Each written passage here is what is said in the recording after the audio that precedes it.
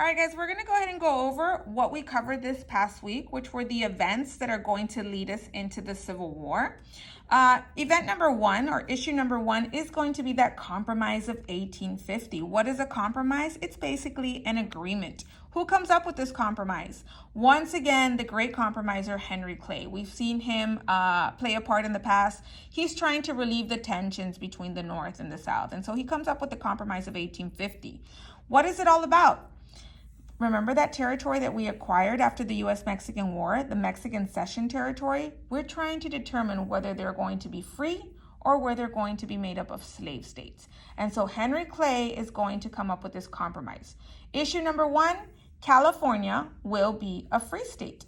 The North is going to be happy that California becomes a free state under the compromise, but the South is not. And because of this, Henry Clay will include a stronger Fugitive Slave Act under the Compromise of 1850 to try to soothe out tensions with the South, basically to try to make the South happy. We'll get into the details of the Fugitive Slave Act in just a second. Now, what about the rest of the territory? Utah and New Mexico. Utah and New Mexico will be determined whether they'll be free or slave under popular sovereignty. What is popular sovereignty? Where people have the power. How do we know that people have the power in the United States? Because they get to vote. And so they're going to vote whether they want free states or whether they want slave states. Now, what is this going to create? It's going to increase sectional tensions. What is sectionalism? Remember, you're more loyal to the section of the United States that you live in instead of being loyal to the entire United States. So the North and South, they're going to butt heads even more because of this Compromise of 1850. Let's move into the Fugitive Slave Act. What is a Fugitive Slave Act? A fugitive, someone that's running away. So runaway slaves, guys, they were making their way north. Some of them tried to go all the way to Canada. Some of them went down to Mexico where slavery was absolutely outlawed.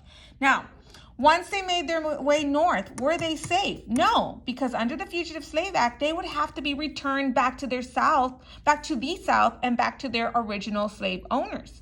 And on top of that, they're not going to be granted a jury trial. Under the Fugitive Slave Act, people that were helping these fugitive slaves would also face a punishment. They would have to go to prison. Now, what is going to be the effect of the Fugitive Slave Act? It's going to create panic, not only for people that were running away, but also for freed African Americans in the North, because they could be pushed back or pushed into the South, into slavery, when they had never been slaves before. So it's going to create a moment of panic. Also, it's going to increase the abolitionist movement because more and more people are going to say that this is not fair and this is not right. And so more people are going to start rising up against slavery. Now, moving down to Harriet Beecher Stowe and Uncle Tom's Cabin. She is the author of this fictional book. What is the book about? It's about slavery. And so what ends up happening, a lot of people in the North start reading Uncle Tom's Cabin, which really exposes what slavery is all about. It was like an eye-opener for them. And what effect did this have? It had a major influence on how people in the North viewed slavery. And so a lot of them are also going to be more involved in the abolitionist movement. Abraham Lincoln ends up meeting Harriet Beecher Stowe, and the famous quote goes, "And so you're the little lady that started the war." Harriet Beecher Stowe, Uncle Tom's Cabin. Moving down to Kansas and Nebraska Act. We're talking about these two territories, Kansas and Nebraska. Again, we are moving west. And as we're moving west, we're acquiring all this new territory. And what's the big question? Is it going to be free or is it going to be slave? And so under the Kansas-Nebraska Act, it's going to allow both of these states to use popular sovereignty. They're basically going to vote on whether they want to be a free state or whether they want to be a slave state. And so what effect does this have? Once the North and the South figure out that Kansas and Nebraska can vote on slavery or free states, it's going to push a lot of these people to go into the area and try to convince the people there how to vote. And so anti and pro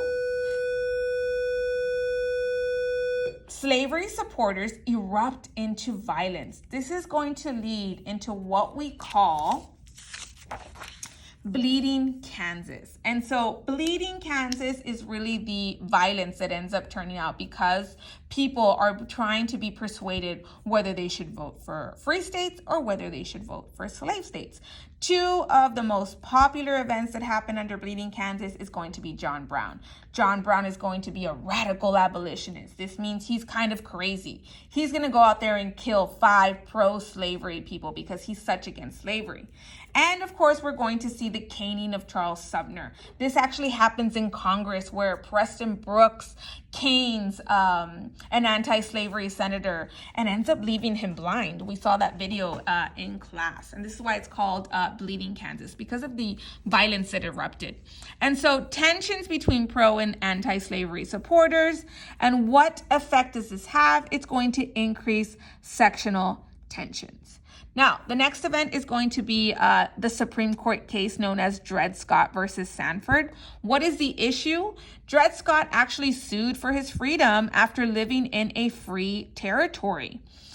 Remember that the Supreme Court is made up of 9 judges. And actually during this time, most of the judges were from the South. So are they really going to vote in favor of Dred Scott? No. In fact, they rule that slaves are property and not citizens.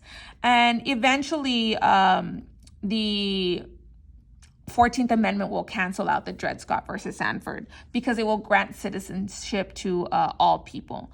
Number 2, it's also going to cancel out the Missouri Compromise because as they're working on this Dred Scott decision, they actually find out that they have no authority to determine where there could be free states and where there could be slave states. 2 important things that you need to know about the Dred Scott versus Sandford decision. Moving on to the Lincoln-Douglas debates. Abraham Lincoln and Stephen Douglas are debating in 1858 over a seat in the Senate. So they basically want a seat in Congress. And this is where really people start finding out what Abraham Lincoln is all about. Remember, as Abraham Lincoln gets started, he is known as a free soiler. What is a free soiler? Really, it's someone that doesn't want slavery to spread. Do they want to end slavery? No, they just don't want it to spread. And so Abraham Lincoln did not want to spread slavery. He's known as a free soiler. Stephen Douglas, however, believes that slavery should be determined by popular sovereignty. People should get to vote on whether they want slavery or not. What effect does this have? Lincoln becomes a national figure. This is where the buzz starts on who is Abraham Lincoln. We're going to see John Brown again with his raid on Harper's Ferry. We saw this video in class. Remember John Brown? He's a radical abolitionist. What is Harper's Ferry? It's where all of the guns and the ammo were stored for the United States.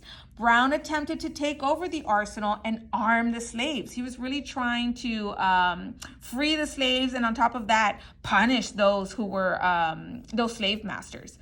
What effects does this have? What ends up happening to John Brown? Even though he didn't get caught in Bleeding Kansas, he is going to get caught in the raid on Harper's Ferry. He's going to be found guilty of treason, and he's actually going to end up being hung, guys.